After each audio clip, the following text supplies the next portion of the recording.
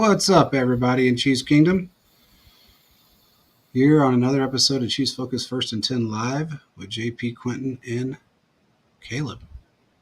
As you see, we've changed our names. We are now JP, the old tenured guy, which it's because I'm friggin' old. And we got Caleb, the professor, and then we got Quentin, the beard of knowledge, because that beard has a lot of knowledge in it.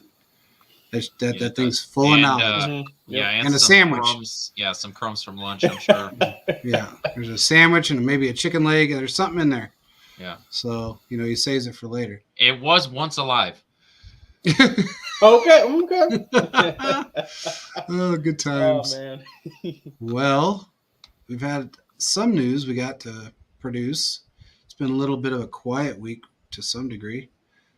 But talks are heating up with old D-Hop in Kansas City. And we're hearing some good things. Good things. We'll see how it works out. There's no guarantee in anything, as we all know. But talks are heating up, and I hear there's a player and a pick involved in this trade. If it happens, it may either happen. What's up, Philip? It may happen sooner than later.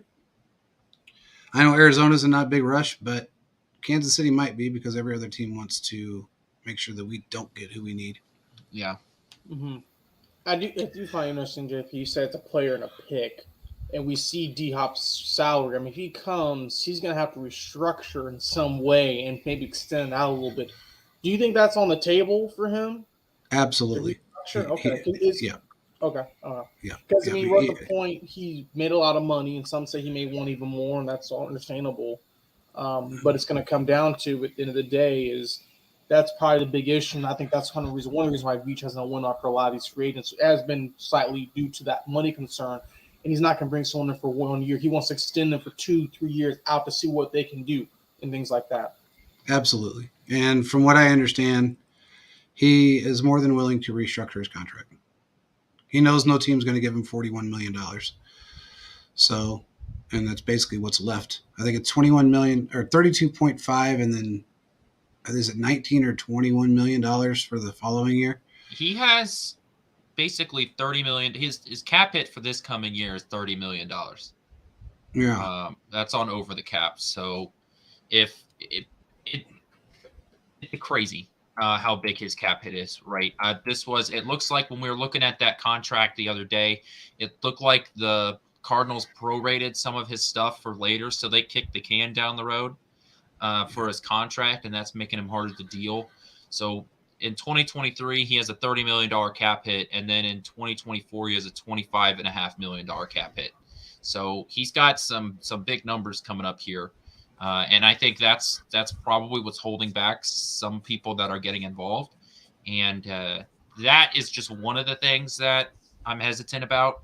I would much rather have DeAndre Hopkins over Odell. I think I've made my stance pretty clear on Odell, that I've been out on the Odell trade for a while now, even when talks were happening during the middle of the year, just because I don't think that he's a dependable number one wide receiver anymore. And I think DeAndre Hopkins can be that number one guy. He can be a 100-plus yard reception guy for any team in the NFL, especially because he's not going to get suspended for 6 games this coming season. So I think he's more dependable. Let's hope not. So I think that if the Chiefs get DeAndre Hopkins, I still think you got to go and get someone in the draft. I don't think that stops you, but I think that allows you, once again, to not be forced to reach for a player if the Chiefs go out and get Hopkins. So, we'll see. I'm still interested to see, what the compensation will be. I don't want to give up a top 100 draft pick if I'm trading a player. I think, and JP, you and I talked a little bit of this off screen, and we saw Cooks went for a 5th this year and a 6th next year.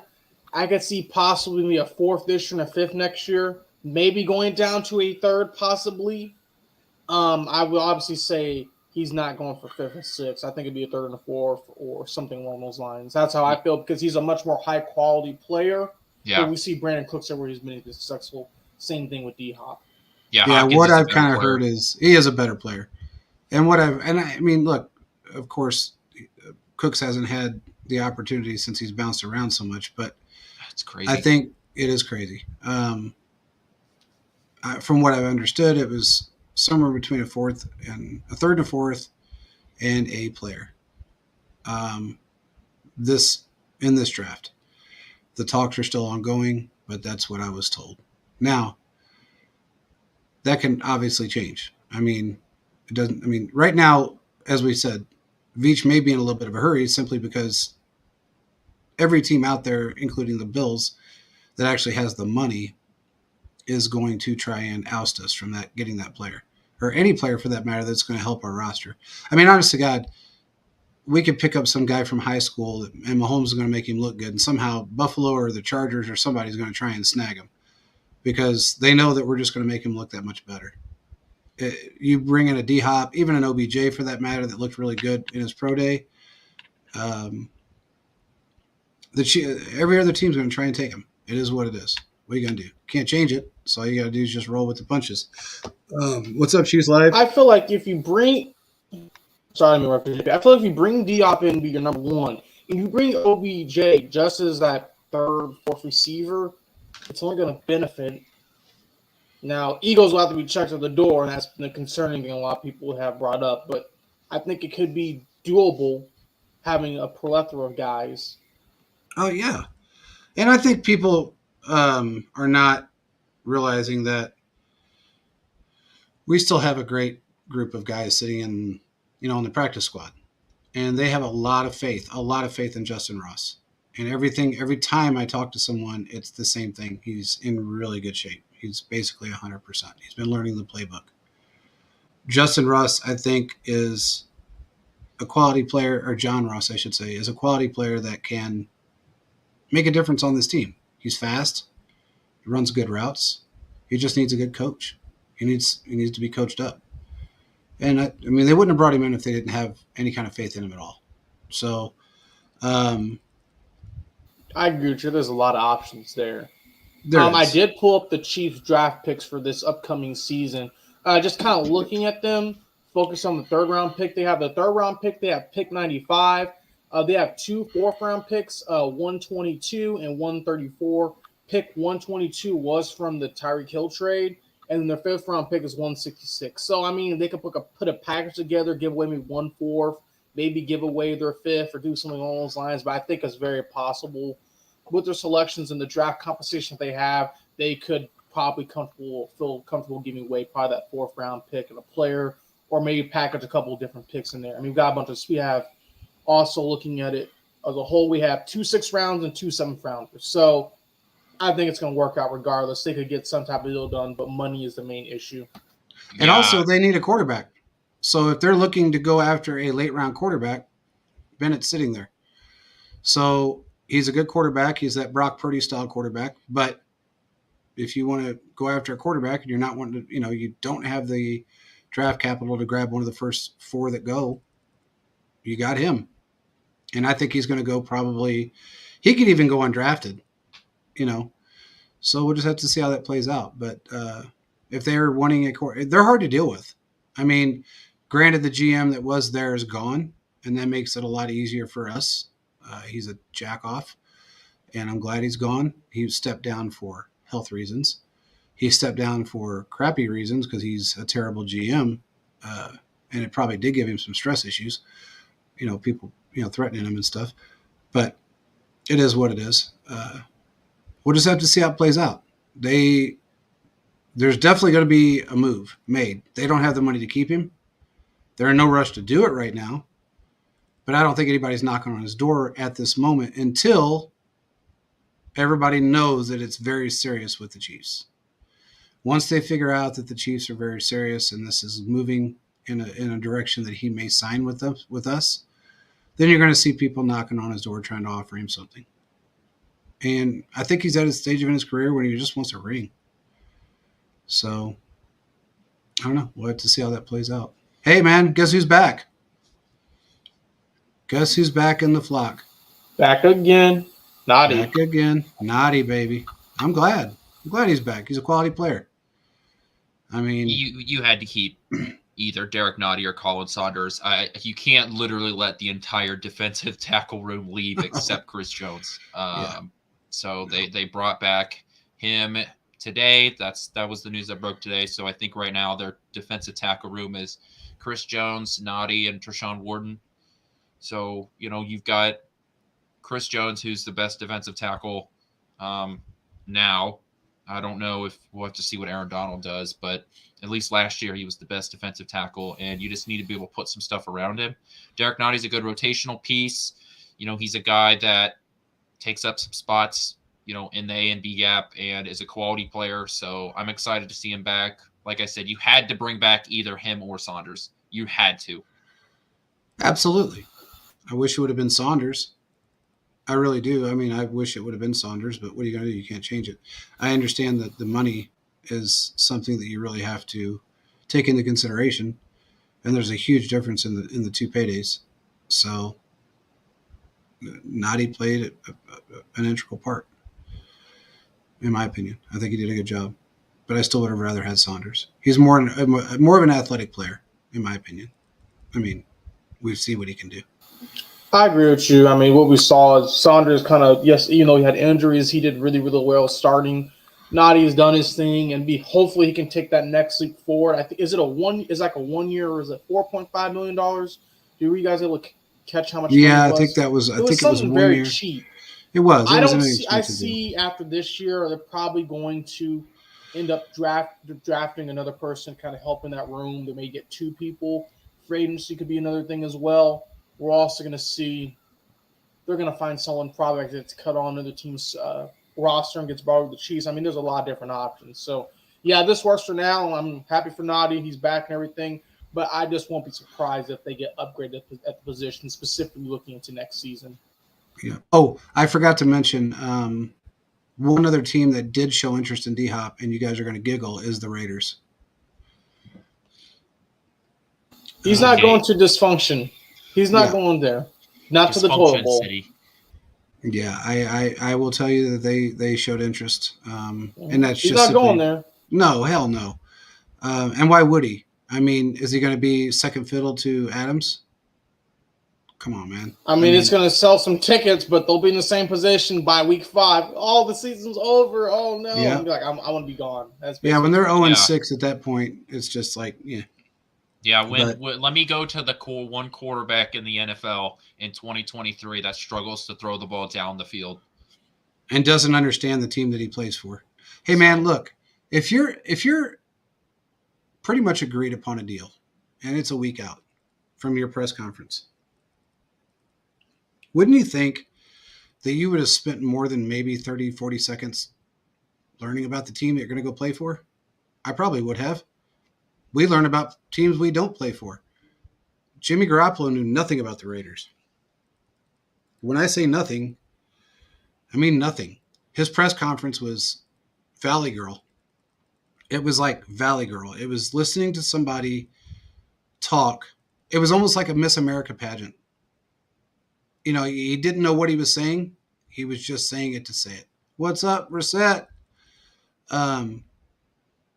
They asked him what he knew about the Raiders culture. Well, my dad, growing up in Chicago, my dad was a Bears fan. And he, his second team was the Raiders, so I know about him from that. Okay, what do you think about Las Vegas? Well, I've only been here a couple of days, and I've only been to the Strip. And then, the facility. And then they asked him what he thought about the chances for the 49ers this year, and he went, "Go Red." You're in the presser for the Raiders, and you're saying "Go Red" for your old team. I'm sorry, but he's dense. Yeah, I think sometimes, especially quarterbacks, they need to know that sometimes sports writers and they try and especially with stories like the quarterback's first opening press conference. A lot of times journalists will quote fish. Right, they know what kind of story they're going to write. They know they're writing about Jimmy Garoppolo coming to the Raiders. They have everything written up. They just need that one quote they can throw in there, call that bad boy done, and send it in to their editor. Yeah. And I think sometimes athletes especially quarterbacks, need to just learn to sort of just lean into that. That way, you give the good quote, and everybody can just move on with their day. He didn't have a good quote. Yeah, no. So look. as somebody I covered press conferences, I've been to stuff like that. I've quote fished. I've done it. Okay, you're not really supposed to, but if you're doing an event coverage or writing about a guy who's making his first appearance on a team, it's only so much you can do. So you're just looking for your one quote, and so you can move on with your day. And I think it would be better if a player like a quarterback or even to some extent coaches would just sort of skid into to just give your one-liner. Yeah, I agree. They should have cut him off. I would have said, you know what, go out there and say, hey, I'm happy to be here. I'm glad to be a Raider. I love Josh McDaniels. You can lie about that all you want because you probably don't. And then step the hell off the podium because everything he said for that 15 minutes was gibberish, absolute gibberish. It was Valley Girl crap. I don't know, man. He just seems like a ding dong to me. I have never listened to him actually have a conversation about anybody. I bet he didn't even know anything about the 49ers the entire time he was there. I guarantee he didn't know anything about it. After what I listened to, there's no way he knows anything about anything. Well, it just sounded like he was not prepared, and that's one thing as an athlete when you have to prepare for those interview questions. I mean, he could lie his way through. I only been to the biggest strip, but I got to see all these different things, and it's pretty cool. I can only imagine what's outside. I mean, he could have lied, but you have to be prepared going to those things, and he just was not prepared. Yeah, he actually said something along the lines of, I was under the impression, he said, my grandparents lived here like 10 or 15 years ago, and we used to come and visit. But I really don't know anything about the city. So, 10 or 15 years ago, he would have been, 15 years old, 14 years old? Something like that. He's probably in middle school. Where's he going to go? His parents aren't going to take him to the strip. And, if you went to your grandparents' house, that's probably where you went. You may have hit a buffet somewhere. And that was probably the extent of it. I don't know, man. That was a pretty strange thing. I wouldn't have signed if I would have been him anyway after what they tried to pull. And I've heard this multiple times now that was absolutely true, what they tried to pull on him by sticking some addendum crap in his contract. And, they caught it early, about 10 minutes prior to the presser of him saying, I'm a Raider. And that's why it got postponed. Yeah, that was interesting because this original presser was supposed to be on Thursday. Yeah. And then it got pushed back and they happened on Friday. I was kind of hoping it wouldn't happen on Friday because that would have been fantastic to just speculation. Oh, yeah. Speculation city right there.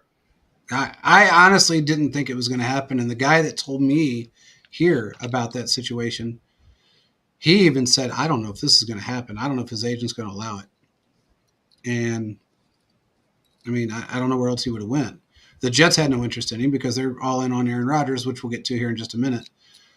So he really didn't have much of a choice but to go to the Raiders. The contracts, I can't say that. He could have went somewhere else with that contract and probably got a job. I'm not going to say that couldn't have happened, but because that's a very small contract for a quarterback, in my opinion. He said the Raiders. Yeah, the same thought. Raiders are going to Raider. But before we get over to talking about Aaron Rodgers, I do have a question for you guys, kind of just pulling to the NFL as a whole. We see the Rams. They are struggling. They have struggled, and they have two very good players, Aaron Donald and Cooper Kupp. If you were the Rams, would you trade those guys to get some draft picks in to rebuild the team? Because they're just struggling at this point. And I know that reports coming out saying they may not trade them. But do you think that they could possibly move on? They can at least get 3 picks for those guys each to help rebuild their draft system. What do you guys think on this? Because I feel like with trades like this could directly affect a lot of these things heading into the draft. I don't know if they could be taken on draft day, but I think it's possible. Let me hit this one really quick because go ahead. Cooper Kupp, I think they should hang on to because they don't have anyone else. And he is fire. There's no doubt. The guy he's just fire. Aaron Donald, he's on the road out. I'm sorry, but I don't even know if he'll come back this year. That was your second guy, right? And Aaron Donald? Yep, Aaron Donald, Cooper Kupp, and my thinking was if they trade both of them, they can at least get a good amount of picks to rebuild everything. I don't know what they can get for Aaron Donald at this point because I think they can get some late day 2, early day 3 picks. they That's might. what we do. They hit on some guys before. Cooper Kupp out of Eastern Washington. Other guys have been able to pull in. Yeah, he's 32 years old.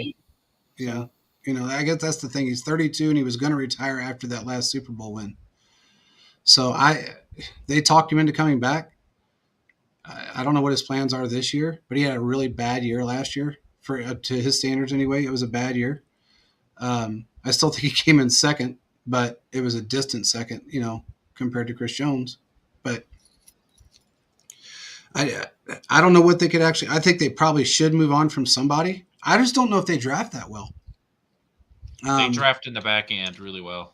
Yeah, that's what I'm where they saying. Get draft. some picks for a bunch of back. I mean, you can get some picks and go from there. I mean, it could work. It could not, but you never know. Who's their quarterback? Stafford for now. Okay, so he's still. I mean, I did hear at one point he was going to retire. now. Then his wife came back and said, she blasted everybody saying he's definitely not retiring.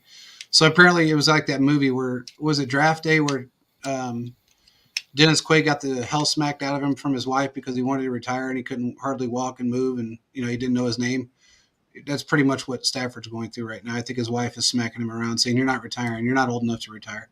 I know your elbow's jello, and I know you need surgery, and I know that you've been beat up for 15 years." Doesn't he have a lot of? He has a lot of injuries. Last year, a lot of injuries. This will probably be his last season, if anything. He's won a Super Bowl. This will probably be his last hurrah, and then he'll ride off into the sunset.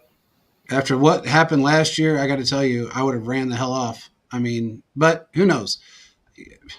Everybody has a down year, I guess, to some degree. His was just, he walked into a great situation when he got that job. And it was the right move.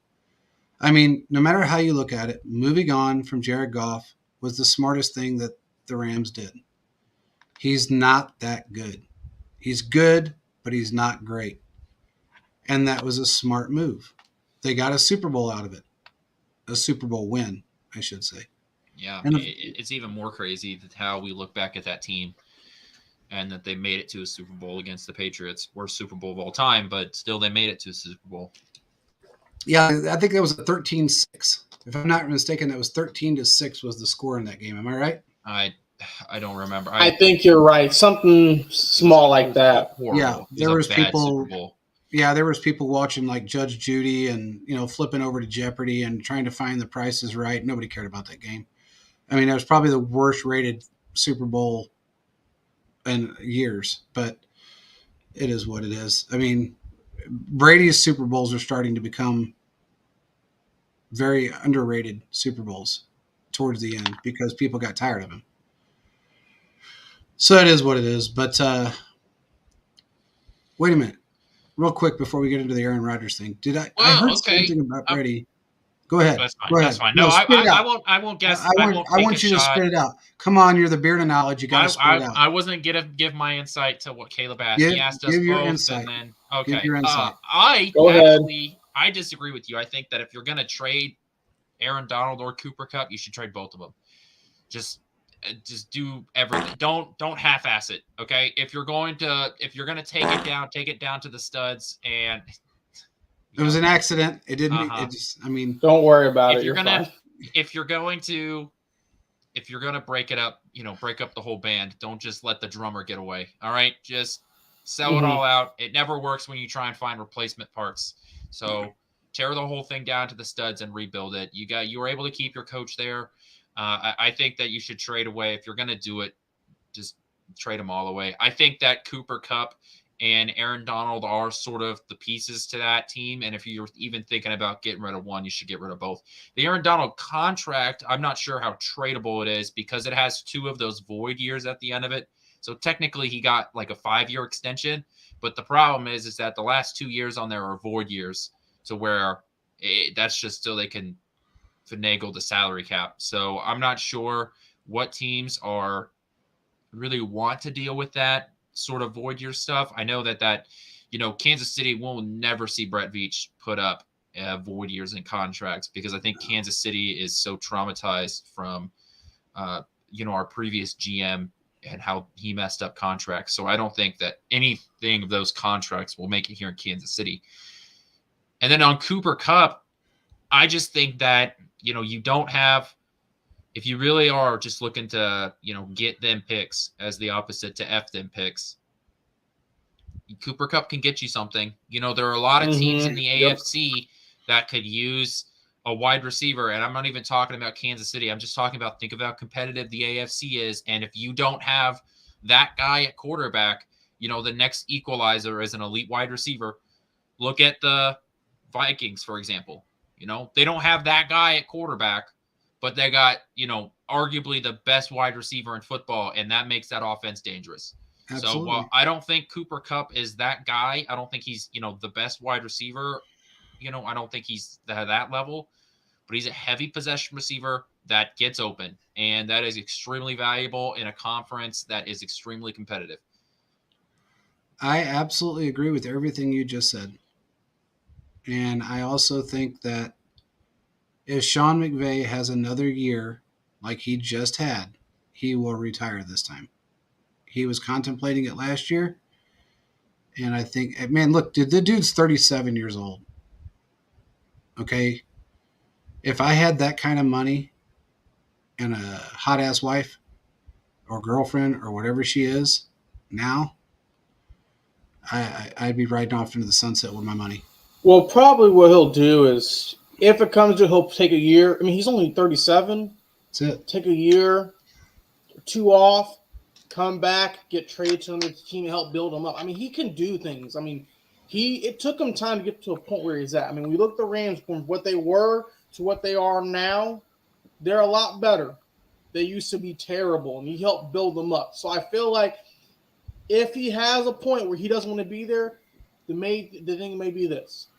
They're going to go through the season. Either one or two things. He's either going to get fired or he's just going to retire, and he'll go to another team or take a year off, and sometimes will things work out from there. Ultimately, that was the score 13-3, by the way. 13-3, okay. Yeah. And ultimately, what we're going to see is he's probably, I will say, no more than 3 years, he's not going to be there. He will probably be somewhere else. Unless this next season, they just start going off. Because normally, this is what happens. They have a good season, and they have an off season. They have a good season, they have an off season. So they should have a good season by all standards now. Now, my hunch is that's not going to happen. They're going to have a mediocre to bad season. So there's a good chance he could be going somewhere else. Yeah, especially with, I don't know how Matthew Stafford's arm is. I was worried that hearing last offseason about the pain that he was experiencing, as somebody who pays attention to a lot of baseball, when I hear somebody has continuous pain in their elbow, like I immediately think a UCL injury. And especially since we saw Ben Roethlisberger have that same injury, I guess, what was that, the year beforehand, 2 years before that, and we were seeing similar gameplay from Stafford. It made me think that, this dude's going to need Tommy John surgery. I mean, that's what it's really rare to see in quarterbacks just because of the different throwing motion that throwing a baseball versus a football is. And the fact is a baseball is much harder on your arm. But, when you hear those sort of things trickle out of a team that they're having, elbow pain and, the quarterback's not throwing the ball down the field as much anymore, or even during preseason where, he wasn't even out there at all.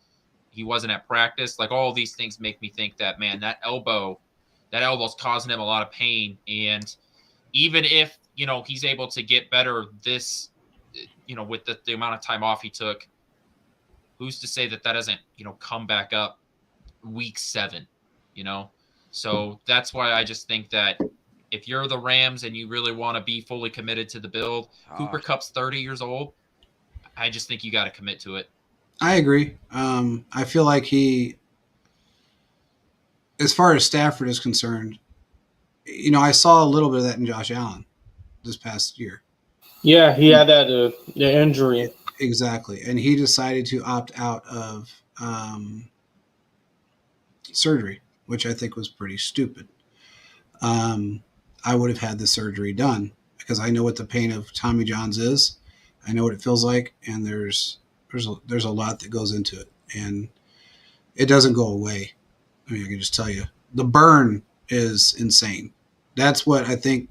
And when you talk about quarterbacks and baseball players, the difference, like I'm left-handed, so when I pitched, I did pitch overhand, which was kind of strange for a left-handed guy to do. But Matthew Stafford does throw at crazy arm angles. He's always had that arm angle situation where he tries to throw a little sidearm. He puts a spin on the ball as he's throwing sidearm. The way he twists his wrists, that will cause a lot of problems. I mean, my injury was instantaneous. It happened on a whim. Didn't even know it happened until it did. I felt nothing until the second, or basically the last pitch. So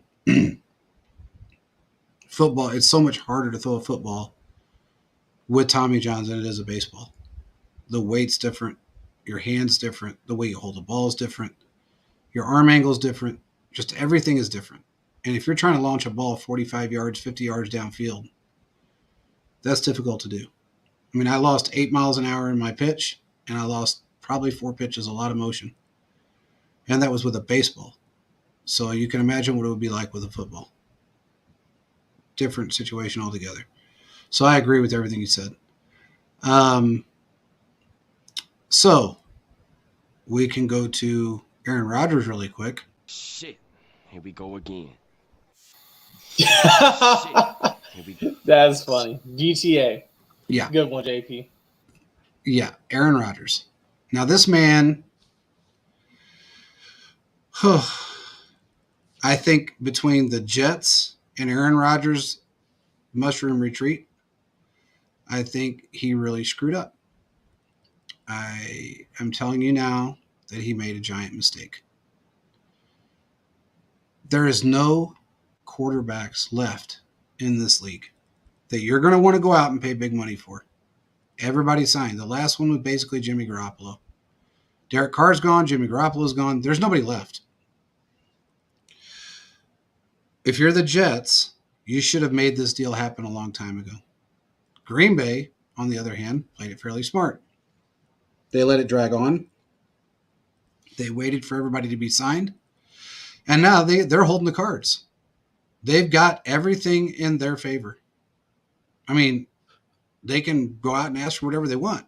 Aaron Rodgers has made it very clear for some strange reason he wants to go play for the Jets, which he made it very clear at the beginning he did not want to play for the Jets. Didn't want to follow in Brett Favre's footsteps. But now all of a sudden, he wants to play for the Jets. He's making all these demands. Go out and sign Lazard. Go sign this guy. Go sign that guy. I want OBJ. I want this guy. I want that. I want everybody. I want everybody. I want a 74,000-man roster, and I want them all to be active on game day. Make sure it happens. I know I haven't signed for you yet. And you guys haven't worked out a deal, but make sure that happens. So Green Bay is going to play this to their advantage. They're going to ask for the moon. And the Jets, they don't have much of an option. They can either go backwards, go find a backup somewhere, or try to figure out how to work this deal out with Aaron Rodgers. They've already signed players that they probably weren't going to sign prior to Aaron Rodgers asking for them. So now what do you do? I'll leave it to you guys now. Well, when you look at that whole situation, as JP said, here we go again. Literally, this is a new drama, the new page. I mean, you can write a little soap opera off of all this. Yes, Green Bay has all the cards. They can do what they want. I have a feeling this is going to be a draft day move or a week before their draft. We see he wants to play for the Jets, and the Jets want him. But my issue is this. What really benefits is this going to do? Yeah, he's going to have some weapons. Is it going to help the Jets make the playoffs and be a first-round exit? Because I tell you now, if they try to play a team like the Chiefs or maybe a team like the Bills, it's not going to go over well. I think Aaron Rodgers is a good quarterback, and I would honestly, my opinion, feel like he would be better on a team like the 49ers that has a lot more talent, but he doesn't want to go there due to him not being drafted 15 years prior. So do I think this will happen? Yes. Do I think the Jets will probably be looking like you guys are some idiots doing a lopsided trade? Probably. But unfortunately, that's what's going to be. I just don't see no other way. And if he stays, it's like, why keep him, though, too? Because they're ready to move on with Jordan Love. And I understand it's kind of smart that they didn't really put any more money to surround him, but they got some young receiver talent, and they've kind of broken in, and that's really going to help out for Jordan Love. But no one was there like help Rodgers like now. Like, he wanted help now. And for him to throw all these demands, I mean, you're not saying he's a great player, but it's like, we're just going off a namesake so right now. We're not going off the stats and all these different things. I feel like with a lot of these quarterbacks, we're looking more at the name. Oh, what did they do? What are you doing now? So I think his legacy is already submitted. Now, what he does with the Jets could probably change some stuff. But I just think the Jets are going to be the same old issue. and they might as well just draft a quarterback and just kind of move from there. That's my personal opinion. I agree with you. What do you think, Quentin? I first of all, we need a, like what they have in like warehouses or like in kitchens where it's like 0 days without an accident. We need a day we don't talk about Aaron Rodgers counter. Okay, so we're back at 0 days without talking about Aaron Rodgers. I think you're both wrong, actually. How so? I'm on the opposite end of this. I think that the Jets have more leverage than people are giving them for. And I think that this trade happens post-draft. I don't think it happens before the draft. I think the Jets are not going to make the trade because if it's true, if reports that are coming out that the Packers are asking for the 13th overall pick, then just do the trade after you've used the 13th overall pick. And what are the Packers going to do? Not trade him to you? And we know that Aaron Rodgers isn't going to go to the, voluntary camps anyway. So what does it matter if he ends up as a gang ring member pre or post draft? Just wait it out. I think the Jets can just wait to trade him until after the draft. Plus, I think that the perfect trade is actually the Brett Favre style trade where you just make it conditional off of playing time. Brett Favre was traded for a 4th round pick. Now, yeah, but Brett Favre was in a lot worse shape than Aaron Rodgers was. Aaron Rodgers is a better player. I think you could make it hey, we'll trade you. It'll be a 3rd round pick straight up if we don't make the playoffs, a 2nd round pick if we make the playoffs, and a 1st round pick with the Super Bowl appearance. And if the Jets make the Super Bowl, then nobody in New York is going to be bitching that they traded a 1st round pick for Aaron Rodgers. So I think that's why this trade takes place post-draft and why I think that the Jets have more leverage than people are giving them credit for because the Packers have really come out and said that they don't want him there and they're ready to move on to Jordan Love. And it's going to get real awkward if the Jets or if the Packers don't end up trading him because they're going to be playing tiddlywinks, with Aaron Rodgers and tiddlywinks. Okay, well, here's what I'm going to give you. I've heard that for a long time. I haven't either. I mean, my grandmother used to say it, but we do have the beard of knowledge in here. That's what I'm giving you, and I'm giving you that for this reason and this reason only. What if Green Bay says, you know what? There may be a no trade clause in your contract, but there's nothing that says that you can't be a backup. Do you know how if we much... don't make this trade, Jordan Love's starting. Dude, if you think Aaron Rodgers is pain in your ass now, they don't care. He's not even gonna show up. No, he won't show up. He won't show up, but they're still gonna have to pay him. Yeah, exactly. And that's the other thing is that the Packers would love to be able to get, I think with Jordan Love, to get $60 million off of their books right now. So I think that I don't think that every card has been given to the Packers in this scenario. I do think that there is reason for the Jets to want to wait because if the Packers truly are asking for the 13th overall pick and if the Jets just wait it out until they no longer have the 13th overall pick, are the Packers really just not going to trade him? Are they really just going to keep Aaron Rodgers on their roster out of spite for the Jets? No, they paid him out of spite. Ridiculous. So I see this taking place post-draft, and we're going to be talking about it for the next, 2 months? And I'm not happy about it. All right, well, here, let's jump here. We got,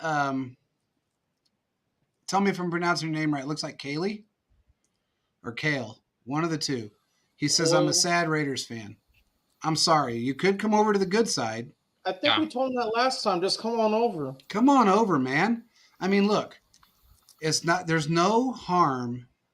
There's no foul in rooting for a good football team. Look, I will say that, look, I'm going to say this to you, and I'm saying this out of all the respect in the world. And this has nothing to do with you. This has to do with the organization that you root for. As long as Mark Bullcut Davis owns that football team, they will never be any good. As long as he is in control of it. Let me just change that. As long as he is in control of that football team, they're going to struggle. He knows about as much about football as he does about haircuts. That's not a lot. Have you seen his haircut? He is never going to make this franchise any good. Have you noticed since he's taken over, what's it been? Was it 2002 when he Yeah. took over? Oh, I was thinking about the Super Bowl. Yeah, they got exposed, and I mean the last good year they had. I mean, But was he running the show then? I don't I know. Or was it think his so. dad still? Maybe I it don't was even know dad. when his dad passed. So Well, I want to say that it was his dad, because I want to say that Mark Davis, and somebody can look this up. I don't care. I could be completely wrong. I think he took over in 01 or 02. Now, if that's the case, that should show you he's never going to get anywhere. Where have they been since 2002? It's been watching gutter the ball. Super Bowl from their couch. Correct. It's been gutter ball. So This has been plenty of. I mean, and the AFC has been bad many of those years. in fact, in our 2-14 season, didn't we beat the Raiders? Probably. Funny. I believe in one of those two games we beat the Even if Raiders. that's not true, I'm going to choose to believe it, and that makes me happy.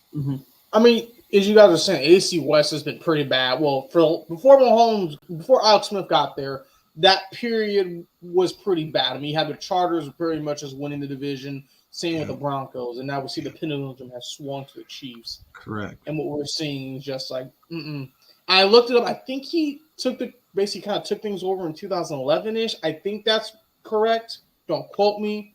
Is that when he but took ownership, or is that when he I started think they running the said that's when team? he took over partial ownership. I'm not 100% sure, but regardless, they were bad in early 2000s. They're bad in 2010s, and they're probably bad in the 2020s. Yeah, They- I feel the same way about Davis as I do about Jerry Jones. As long as he's controlling some of the day-to-day stuff, I don't see them having success. I agree. Now, you know what's crazy about this is that Reset just said the same thing. I look. What? Oh, we had the exact same point. Exactly. Oh, that is a happy ding or whatever it is. Where is the happy ding? I don't know. You control the board. I do. We'll do it next time. Let me see. There we go. So, the way I see this is Jerry Jones used to actually be a very good owner / GM when he had his mind. Back in the day, when he bought the football team, their first year they went 1-15 with Troy Aikman. But then he started winning Super Bowls. He started bringing in the right talent. He was evaluating talent correctly. He was paying people under the table like Deion Sanders. He was doing a lot of different things to make the team better. Jerry Jones now is all about himself and about how much money he can put in his pocket, and he doesn't really give a rat's ass. Now, somebody brought up, who might have been on the last show we did, there was a quarterback issue in Dallas, and I agree with that. I do not believe Dak Prescott is the guy that is going to bring that team over the top. Even they're now, going to take someone else. They're going to take on the quarterback. You think Yeah, of I how agree. weak Dak Prescott is the third best quarterback in the NFC? And that's I not don't- saying much. I'm going to So- say this, Quentin. I think that they're really going to take another quarterback within the next year or two. I You're going agree. to have someone in the waiting now. I don't see them making no big draft day trade, but I think they're going to take someone and kind of keep them in there. And eventually, Dak will probably get hurt. Just kind of see with the injury history. We're going to see guys step in and do really, really well. The Cowboys are kind of at the point, even though he's maybe the third best quarterback, he hasn't shown a lot. And that's been a problem. Hasn't shown a lot. Okay, Reset. You said stop at JP. Was Jimmy Johnson? He was the architect of that Well, it 3 was Super both of Bowls. them. Okay, but who run it? Who? First of The all, owner. who hired Jimmy Johnson? I think I could be wrong, No, it was but Jerry I could have Jones. swore it was Jerry Jones because that man's hired everybody since he bought that team. He dictates who the water boy is. He dictates who's giving out tickets. He dictates whatever goes on with that team. So he brought in that coach. I mean, and he made that team what it was because he brought in the right coach. Now, has he done that since? Oh, hell no. He just I brought mean- in coaches, kind of similar to what, if you could put this comment on the screen. He's basically brought in coaches that aren't like that strong authoritative figure like a Rex Ryan or a Sean Payton. He's picking those guys who are kind of like more of a yes man, like a Mike McCarthy. Not saying that's bad, but it's really hurt these coaches. And the guys he's brought in over the years has not really been helpful. I mean, he held on to not Wade Phillips. He was there. Jason Garrett for a very Jason long Garrett, time. yeah. A couple years too many. And I just have a feeling after probably a few seasons, we may see some change with the Cowboys. I just don't see anything right now. And Thiz, you're right. It could be McCarthy, but in the same aspect, when you're a seasoned quarterback, you can make decisions on the field that will dictate how that play is going to go, how that series is going to go. You may not like the play that's called, but you've been around long enough to where you can make that type of decision. You can call an audible. You can do a lot of different things. It even seems like when he calls audibles, they're bad. And I don't know if who was before Jason Garrett? It was Wade Phillips, I believe. Wade Phillips. Now, And Wade Phillips did fairly well with. He wasn't bad. They just struggled with talent, I think, during that time period, if I remember right. That shows how old I am watching football. Yeah. When you probably remember Wade Phillips. Yeah, DC with the Rams and those run. Go ahead. Yeah, Go ahead, Wade Phillips is one of those guys who's just a better coordinator than he is a head coach. And I think that there's a lot to be said about that there are plenty of guys that are much better coordinators than they are head coaches. So I agree. And Thiz is right. McCarthy hasn't had to coach for a very long time. I don't know. Rodgers with Green Bay. I mean, there's only so much you're going to do there. And with him, over here with the Cowboys, you have basically Jerry Jones speaking through the team through you. So he really isn't doing much. Yeah. And I agree. I mean, McCarthy, he is a yes man. I mean, that's what Jerry Jones has always wanted. That's what he's had, except for Jimmy Johnson. And Jimmy Johnson, if anybody knows the backstory behind the situation with Jimmy Johnson and Barry Switzer, you'll know why that all happened. I'm old enough to know. But that was actually all over a girl. In college, by the way, because those two guys went to college together, Barry Switzer and Jimmy Johnson. And their hatred for each other came from a girl, a freaking girl. Now, when Jimmy decided that he wasn't going to be a yes man for Jerry Jones, that turned out to be an ugly situation. So Jerry Jones purposely brought in Switzer. He did that on purpose. He figured, okay, I'm going to bring in his arch nemesis. I'm going to bring in the guy that he just absolutely can't stand that, got some poutine. I mean, whatever he did, however he did it, pissed off somebody, got a girl, didn't get a girl, whatever happened, the old Shannon Sharp situation. However it happened, Jerry Jones played it well. They haven't been any good since Jimmy Johnson. He was smart enough to bring him in, but his money dictates his decision-making. And I think that's a huge issue when it comes to some of these owners. When your money dictates what you do, whether it be bringing players in, hiring coaches, whatever the case may be, when you feel like you're above everything because you have that kind of money, then it's going to cause you problems. And that's why I believe Andy is such a good coach. He doesn't put his ego out there. He actually goes in and tries to help everyone. And I think at the end of the day, that's kind of why it's been helpful for me and the Chiefs, because he tells them, everyone, check your ego out the door. You know what you're supposed to do.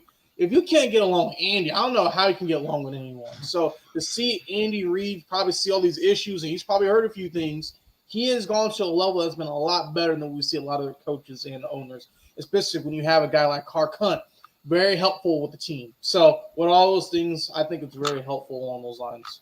Hey, Brad. That's what I think of your comment.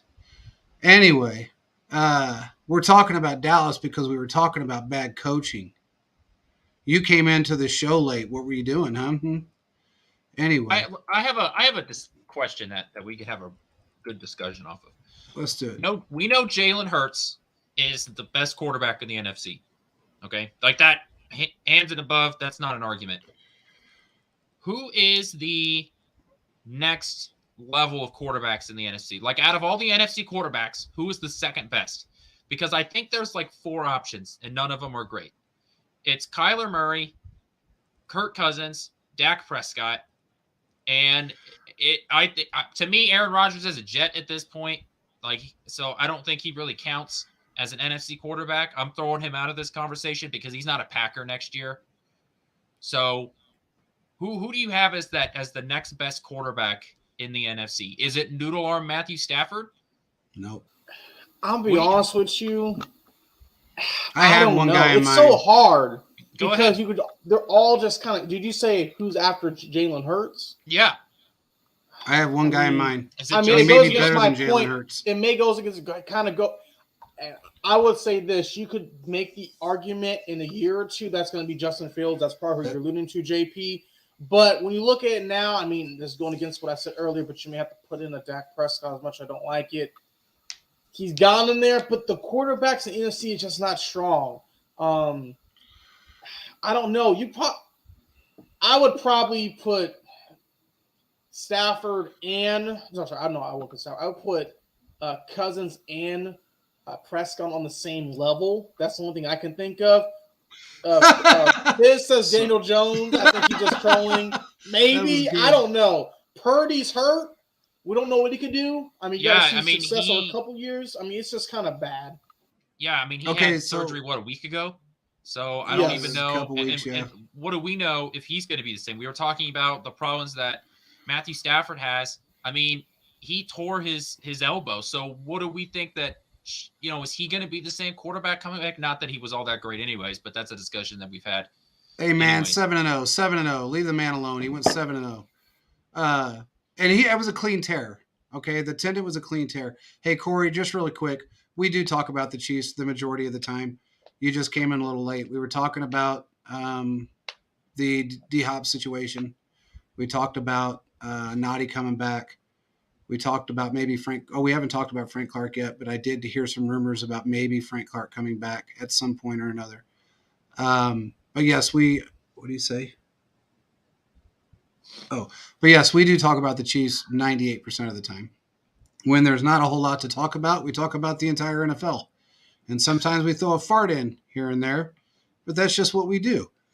That's how our show rolls. Brad, again, a late bloomer. What's going on with D-Hop? Talks are going on with D-Hop. Possible. Anything is possible. There are talks going on with D-Hop. From what I heard, they heated up pretty well. So if it goes the way I heard, then we may end up with a D-Hop. Corey said, laugh out, you're good. Okay. You said you're good. Just came in when you were talking about Jimmy Johnson and Barry Curl troubles. Hey, man, there's some stuff we talk about on this show that, I mean, last week we were talking about escorts in Vegas and Mark Davis. So there's a lot of things that we talk about that, just fly. This is just kind of like one of those things we just talk. We don't have to follow any FCC rules, so we can get away with talking about some stuff. Exactly. But yeah, so to answer both your questions, there's talk about D-Hop. The conversation's still going from everything I've heard, and they've heated up pretty good. Whether it happens now or it happens within around the draft time, I don't know yet. All I know is there was a compensation situation going on, and D-Hop did say he would restructure his contract. As far as Frank Clark is concerned, there are some hints going around that he may come back to the Chiefs for one more season. If that happens, I'm going to be a happy guy because I love Frank Clark. I do. I absolutely love Frank Clark. I don't care what people have to say about his contract, about him, about anything else. He's a great guy. He's an awesome player, and he's done things for this team that people don't give him credit for. So that's another person that we didn't get a chance to talk about with the Chiefs, but there is a situation where he may come back and play for the Chiefs for one more season.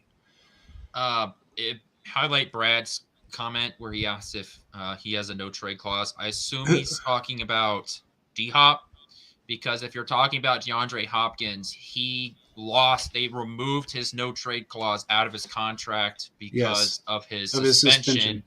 They were able to take that out of his contract, so he no longer has a no trade clause. That's right. I know. So the beard of knowledge. So yes, he is no longer he no longer has that. So that's, I guess it's good for us. Again, what's he saying? Let's see what Corey says here. I feel like he's not going to get to the offers that would make him want to sign elsewhere. I want the Shark back. Me too. In fact, I don't know if anybody we talked about this prior. He had put out a tweet, I don't know, maybe a week ago or so. Really wasn't. In fact, it wasn't directed towards the Chiefs in any way, but he was talking about basically people holding him back, thinking he wasn't going to do anything. Just a scenario. Every Chiefs fan went after him. Some old man, and I say old man, I'm old. I'm 53, and this guy made me look like Caleb. And Man, just I mean, catching honestly, he strays, did. Caleb. The guy was like Interesting. the guy was farts dust. He was sold. He pops off and he goes, I wonder who he's talking about. Clark, Veach, Andy, Chris Jones. I mean, it was like all these conspiracy theories popped off on Twitter. He was talking about absolutely no one that had to do with the Chiefs. Nobody. He loves Andy Reid. We talked about this on our show prior to it even being announced. Caleb, am I right or am I right? We have. We several found times. out that Andy had a long conversation with him, and he was trying to get his career back on track, and he did. And then Frank Clark came out and said it after the fact. So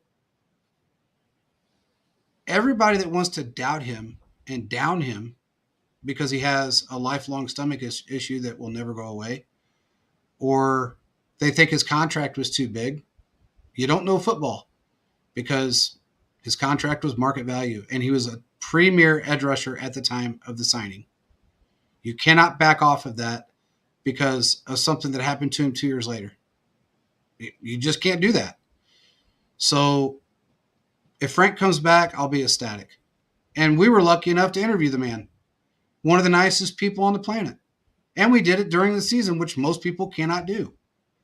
Most media people cannot interview off the field without a script, and we were able to do that. So he's just an awesome guy.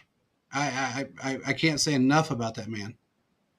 Now we can move on. I want to get that out of the way. Yeah, Terez Paylor has said that the contract year is undefeated. And Yeah. that's the way it was with Frank Clark, was that, he came in and he had, his best year, and that's when Seattle traded him to us. And so, when you trade for a guy, you end up paying him. So that's just the way that it is. And I feel I understand some of the problems that Chiefs fans have with Frank Clark. I get where they're coming from, but I think a little bit of context also needs to be involved in anytime you're having a conversation. Absolutely. I mean, the guy helped us win 2 Super Bowls, and really specifically the first one. He was a major impact. So I just think that if you look at it from a sort of a wider view, I don't know how anybody can think that he wasn't a big part in the last 4 years, and one day he's going to have his name's going to be up on the Ring of Honor. Oh, Absolutely. easily. Absolutely. Him, Absolutely. several people. He will definitely have his name up there. And I'm going to go on a tangent really quick about Frank, and then we'll end this conversation about Frank. Everybody bitched and complained about how he played during the regular season, and it wasn't Frank. He was playoff Frank. He wasn't this. Look, man, this man is the fastest off the ball and has been for the last 4 years, probably 6 years. It may have been his entire career. I put him last week when we had this conversation on the show. I put him up there with Derek Thomas as far as being one of the fastest people off the snap that I've ever seen. Derek was one of those guys. Derek was like instant gone. He knew exactly when to move without getting a penalty. Frank was the exact same way. Yes, he didn't have 10, 15, 20 sacks. This defense wasn't designed for edge rushers to have that many sacks. That's not how Spags defenses run. When we were with Bob Fart Dust Sutton, yes, it was 2 guys that had 10 to 15 sacks. in Spags' system and in his schemes, you have 3 or 4 guys that have 5 to 7 sacks. Chris Jones is an anomaly this year because we surrounded him with pieces along with Frank Clark that allowed him to get the sacks that he needed. And we also moved him around a little bit. We opened the gap on the defensive line. We put him against players that they knew he would be able to beat. Frank was always in the backfield. If you ever notice that he's always pushing people the opposite direction. And when you're shoving, number one, you don't have a running back coming your direction because you know he ain't going nowhere. Number two, when you have somebody that's on that side of the field and they're pushing everybody else to the other side, and you got 3 or 4 beasts over there that are keeping them from getting out of the backfield, he's doing his damn job. And for everybody to complain about how he played and what he supposedly didn't do, you don't know the damn game, because he did his job. In our defense, he did his job. And he did a better job in the playoffs. That's all I have to say about it. If anybody wants to complain, throw it up on the screen. I'll listen to it. I won't change my mind, but I'll listen to it. Brad Sutton was the worst. He was. What did Corey says? They brought the peer accountability we've been missing for exactly. Mm-hmm. Yep, that's what they absolutely needed. Perfect. 100%. Perfect scenario. It was absolutely perfect. If that was a tweet, I'd say it was a tweet of the day, because he brought an intensity and a level of maturity to that defensive line that we didn't have prior. Look, Dee Ford had the best year of his career on his contract year. The 4 years prior to that, he had back injuries. For some reason, he had nothing but back injuries. Then all of a sudden, he has this 15-sack season, and he gets traded off for a bag. And then where's he at? Where's he been? I think he's played a total of 6 games. Now. He's medically retired now. Absolutely. I think he played a total of 6 or 7 games his entire career with the 49ers. So for everybody to complain when Frank Clark is double over in pain with the stomach issues that he has, that we've talked about and we knew about way before it ever came out, that is nothing to joke about. And he dealt with it and he played through it. So everybody has to just get off his back. Go out there. In fact, if everybody could, that's on this show listening, go tweet out to Frank right now. We love you. We miss you. We want you to come back. Sorry for the jack-offs that are in Chiefs Kingdom that are slamming you for a tweet that you put out that meant absolutely nothing about Chiefs Kingdom. Because that'll go a long way with that man. I think that's too many characters. Well, you only get like 240. Roll a damn thread for all I care. Make a thread out of it. We thread stuff all the time. But yeah, it's just frustrating. He's been an underdog since he's been in Kansas City, fan-wise, and I don't like it because he's done a lot for us. And I don't know. I am a pro player, and we all are on this within this company, but he's just done things that a lot of guys couldn't have done for us and didn't do prior. That simple. What is Brad saying? He said, what do you say? He said, you're just saying trigger words tonight, JP. Hey, you're triggering me, Brad. Ford, Sutton, all those guys. Hey, that was a rough time. Rough time in Kingdom. Hey, man, that was rough. It takes a lot to keep bringing those names up, and it hurts to even bring the names up. But you have to remember the bad times to enjoy the good times. You have to remember the bad times. It's like watching the 2014 and 15 Royals run. Those highlights are much more they're better to watch now than they were right after the World Series win, because we realized that how hard it is to be successful in any professional sports. Exactly. What do you say? Oh my God! You said they'll bring up Lynn Elliott. I haven't said that name one time on the show in 7 years. See, Corey. See, that's on you. That one's on you, man. Corey, that's on you, Corey. Just move on with that comment. I can hear people clicking out of the video when you said that name. Wow. Yeah, I can hear the mass. I can hear the mass clicking. I just cramped up a little. I've brought up Elvis Gerback. So, hey. Is there anything? Go ahead. Is there anything else we want to finish talking about before we wrap it up? Is there any other What can we topics? talk about? And no, Is there any trades that happened in the last couple of days that were of any significance at all? I haven't don't really think paid much so. attention because I've been pretty busy trying to do some other things with this. But the Aaron Rodgers thing has got me baffled. He said, Brad, keep going, Marcus stop. Don't even put it Mariota. on the screen. Don't put it Hold on the on. screen. Let me put this up here. No. Thanks, Brad. Thanks. Thank you. I Thank you was very at much. that game. So, Hey, Oh, so I man. can blame you. Okay, good to know. So I that wasn't isn't that here. when he the last game I went Yeah, to, when he they threw a won. touchdown Here pass to we go himself. again. Yeah, we were all Yeah. watching. When Darrell Revis did exactly what a defensive corner is supposed to do, Yeah. knock the ball down. Yeah. And Marcus Mariota was like, thanks, pal. Oh, man. Hey, Okay. but the one thing we could say about Marcus Mariota, that was the highlight of his career. Because, I mean, honestly, I think he's been kind of shunned to a degree because he had a couple of rough years, at least one really bad year and a rough year afterwards. And he's been a career backup since. I think if it would have been me and I was the Raiders, but Mark Davis is stupid, I would have put him in Derek Carr's spot when Derek Carr was having issues.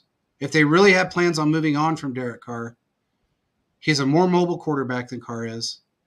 He takes chances. Yes, he does take chances that may make, it may be for good or for bad. You never know. But at least he tries. He's not scared to take those chances. I think Mariota is a good quarterback. I don't think he should be. I don't understand this whole face green smiling thing. What does that mean? Brad, It's what an does this mean? emoji. Why does it come up that way? I don't know, because I guess this program doesn't allow that emoji to come up. Well, I'm going to have to give them a call because this is not a cheap program to have green face smiling up there when it's supposed to be an emoji. Okay, here's what we need to do. We brought up a lot of cringe moments. Now we just got to say, like, 2019 Super Bowl run and 2023 Super Bowl. So now everybody feels better. Scott said, too many cringe moments. You're killing me. We flipped it around. We said no punt game, but followed up with a Super Bowl win. So it would level the playing field. Hold on. I got one more, and then I won't bring up Okay. another one. Scott, I think you're my age. Throw out your age, Scott. I know if you don't want to, you're not a girl, so it's not going to affect you. Tell me how old you are because I can't remember. I think you're close to my age, but I could be wrong. He said 13 seconds. That There was you one go. of the See, greatest that's a good games one. ever. Greatest games that's a good ever. one. And then we had the 12-second. If anybody remembers, we had the 12-second at the halftime. Mahomes marched down the field in 12 seconds. Got to remember that one. Okay, Scott, 48. how old are you? Okay, you're 48, so you're close to my age. Were you a Chiefs fan in 1984, 1985? I'm sure none of you other ones on here were because you all seem pretty young. We drafted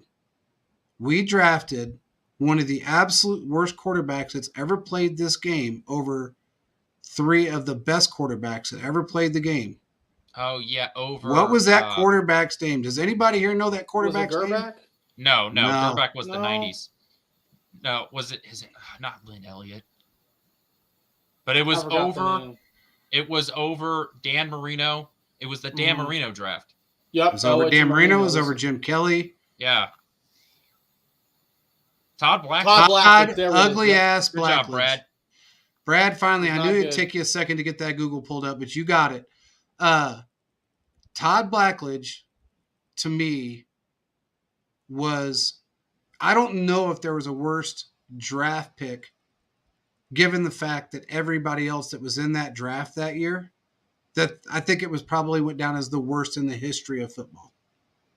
And you can put anybody else you want in there. That was terrible. The man was so bad that when he got out of football, he couldn't even make it as a college commentator. They booted his ass from that too. I don't know. I think Jamarcus Russell could be counted as worse Go back and watch some film, and then we'll talk about that next week.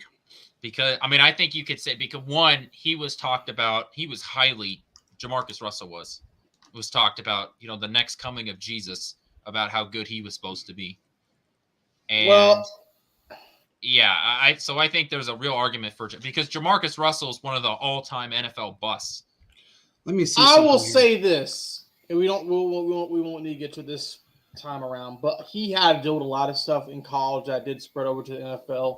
So there are some reasons, some things I looked into. There are some reasons why his play did affect, but I will say some of the stuff was his fault, like not even wanting to study. So yeah. I guess let's go ahead and end it. I guess with this, let's do our best Chiefs moment of all time that made us very very happy. You guys want to end with that? Let's On do the that. I happy- want to see okay. one thing really quick. You guys go ahead and let's Okay. end with that. But I just want to see. I can't remember this, so I'm trying to remember if this was true or not. All right. Well, Quentin, do you want to give us your favorite Chiefs moment of all time? I don't know. It's really easy just to say, the Super Bowls. The Super Bowls? You gotta be more specific. Was there a play? Here's what I remember. The Williams run into the end zone, right, in the first Super Bowl. I was watching it with my friend, and as he's running into the end zone, we're jumping up and down in our living room, just like going crazy. And my friend, who just takes his hand and just starts smacking me in the back. I mean, full on, just starts beating the hell out of my back. I remember you telling me that. That's funny. And I woke up the next day. There was literally a handprint on my back to where he hit me. So I remember that moment because, one, I was in so much physical pain because he just beat me up. But I didn't care because that run sealed the Super Bowl. So I will never forget that moment because of the immense pain my friend put me in at the moment. You're talking about the Todd Blackley or the Williams run? Yes. Yeah. What's yours, JP? There was the first time the Chiefs beat John Elway. No, I got to tell you what it was. And I'm dating myself here. I was there on the field when John Elway asked the refs to flag the Chiefs and penalize them because of crowd noise. Yeah, that's one of the best videos. That is a good one. With horse face John Elway, like, man, yeah, too loud. Dude, the face, the fact that we were on the ground behind tables laughing on the sidelines. I mean, we were crying laughing. And Marty, I remember him specifically saying, how the hell do you want me to quiet down 70,000 people? Just gonna get louder. They're just going to get louder. And the ref said, well, you're going to have to do something. And as soon as Marty did that, the decibels went through the roof. Probably. And I'm crying. We were all crying. It was hilarious. That was probably my favorite moment as far as old Chiefs history. New Chiefs history absolutely has to be the first season of Patrick Mahomes' career. To come out with the 31st ranked defense, go 50 touchdowns, 5,097 yards, and then also take Tom Brady to overtime and almost beat him to go to the Super Bowl. That was probably the crowning moment of the Chiefs as far as their history and cementing their history as a real football franchise. That pick and that year was unbelievable for me. What's Brad saying here? The pick two in Atlanta. That's a pretty good one. That's a very I remember that play. That was good. Yeah, that was great. Corey's got that when Eric Fisher jumped into the stand and chugged beers, which he got fined for. Yeah, that was awesome too. He got fined for it, and then Bud Light gave him some commercials to pay off his fine. So I remember that. The Frank Clark AFC. After that title game, when he just starts, playoff Frank, his post-game press conferences, chef's kiss. Exactly. Yeah. Perfect. Everything that you're feeling, he's able to materialize it with some adult language. Yeah, exactly. Hey, Corey, this is what he's saying, the 7-sack game. That was a phenomenal game. And Derek actually had a sack taken away from it. Would have been 8 sacks. He missed one. Actually, he had one taken away, and he barely missed one because he overshot it. But that was probably, I don't know, man. I have never seen anyone play the game like him. And these guys know how close I was with Derek. And I got to tell you, he was a phenomenal ball player. That was a great game. And really, honestly, he probably could have had 2 more sacks in that game. Oh, hey, Thiz just brought up a great one. Chris Jones' first postseason sack That's- on Joe Burrow. That's yes. phenomenal, Thiz. That was Absolutely, nice. brother. I think Yeah. we will look back at that as a bigger moment as time goes on. I think that'll be one of his. That'll definitely be in his highlight reel. Oh, it'll be like Chris Jones in the Ring of Honor. Say Chris Jones first postseason sack, Joe Burrow, and then it'll say Burrowhead, and then it'll have a cigar next to it. It'll just Probably. take up a huge piece of that ring. I think it's great. So, what's I Brad think- saying? The one Jones sent him home. Oh yeah, Mm. that I was. would say mine. ahead, Before we Caleb. end it, mine is probably when the game is the AFC Championship game against the Titans. But seeing Mahomes just scramble, throw that touchdown pass to Watkins, as Watkins is running to the end zone, it's on the replay. You see this guy going, yes, yes, yes. The same is running right over to him. And at that moment, I was like, dang, we really going to Super Bowl. So yeah. I would say that's probably my favorite, probably memory as a fan. I mean, there's been a lot up there, but that was one like, thank goodness we finally got over the hump, and we did it. So You know, we've had some great moments as Chiefs fans, and I know it's so overshadowed because of the bad moments. But man, we've had a hell of a 5-year run, and it's not stopping. So, and anybody that was around in the '90s, we had some great runs in the '90s. You know, I mean, our defense was unbelievable. We had Joe Montana, which was unbelievable to get Joe Montana in Kansas Montana? City. I mean, and he was such a cool guy. I mean, he was cool Joe. He was just nice, humble, down to earth, just one of the coolest people ever and one of the nicest people. So we've had great moments, and we can't take what we have for granted, and we can't be greedy about what we have right now. And we can't worry about what Veach is doing because he hasn't let us down yet. I mean, when you really think about it, he hasn't let us down. So with that being said, we appreciate everybody for joining. This said Mahomes Titans run was epic. It was. that was nice. That was epic. You're absolutely correct. That was epic.